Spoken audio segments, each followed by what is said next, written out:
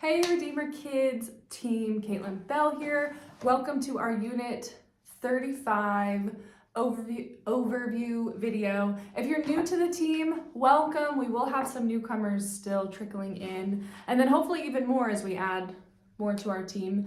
This video, also Giant Jesus, he hangs out with us a lot of times. He's hanging out in my office and I love him.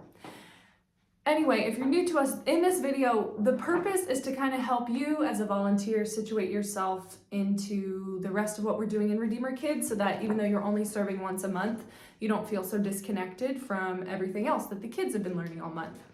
So if you want a recap on how the curriculum itself functions, you can watch a video right here. I will try to remember to link it, but that covers our curriculum and how it rotates through the Bible. And I think you should have been sent all the other training videos, but if you need anything, please let me know. In this video though, I'm going to cover what is called our big picture question, which is a question that we ask every lesson for the course of an entire unit.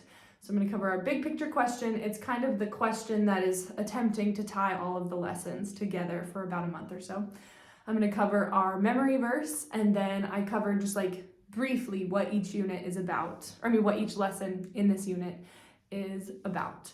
Before we jump into content, the only announcement that I have for you is that we have a Redeemer Kids leader development on September 29th from 1 to 3 up here in Luther, just upstairs. We will have childcare provided, we will have lunch provided, and we would love to see you there. This is probably going to be one of the biggest leader developments in terms of content for what's coming. So Andrew Brantley is going to lead us for I think the whole time. He's going to talk about what it means for us as a ministry to partner with parents and what that looks like.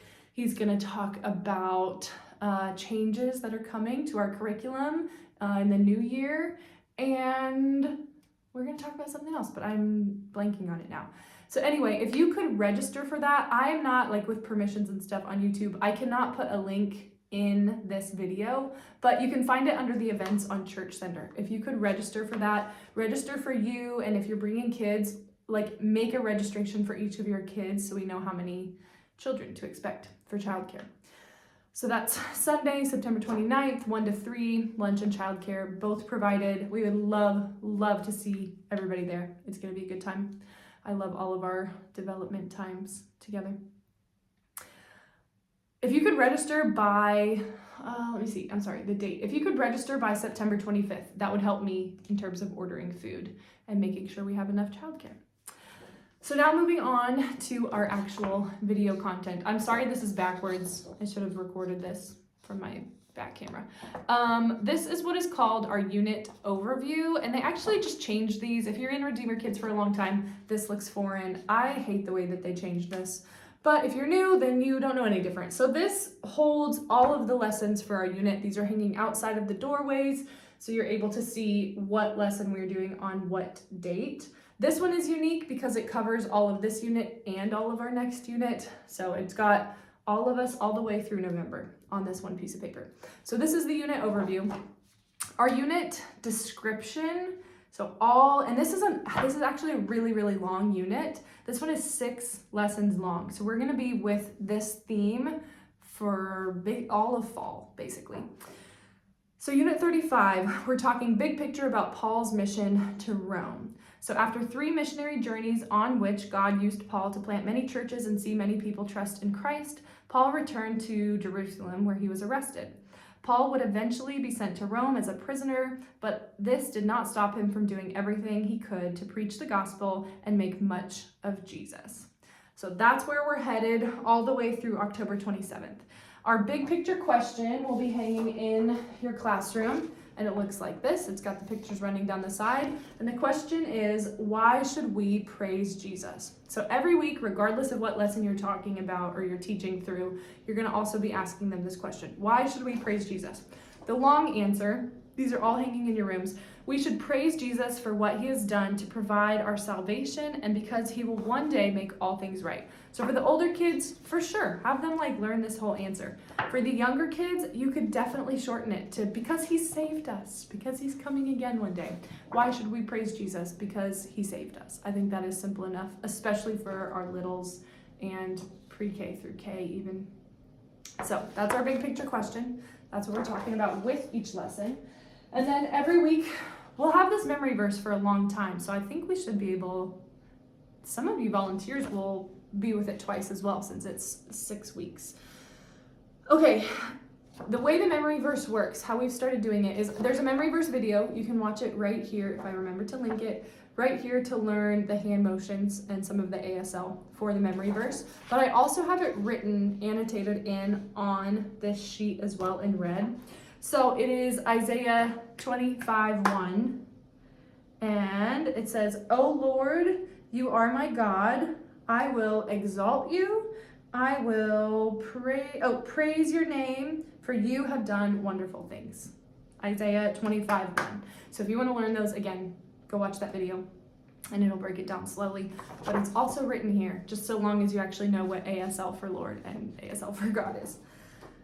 Okay, that's our memory verse. Please do that with your kids. Do it multiple times. Like I said, we'll have it for 6 weeks, so by the end of it, they should probably be able to do it without you having to tell them.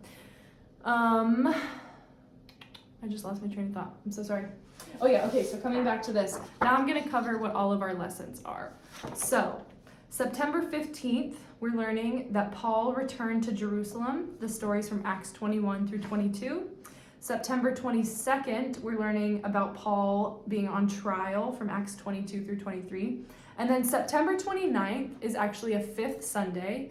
And if you've been at our church for a while, you're familiar that 5th Sundays, we do not have Redeemer Kids. Instead, it is a family worship Sunday where everybody attends the big church service together.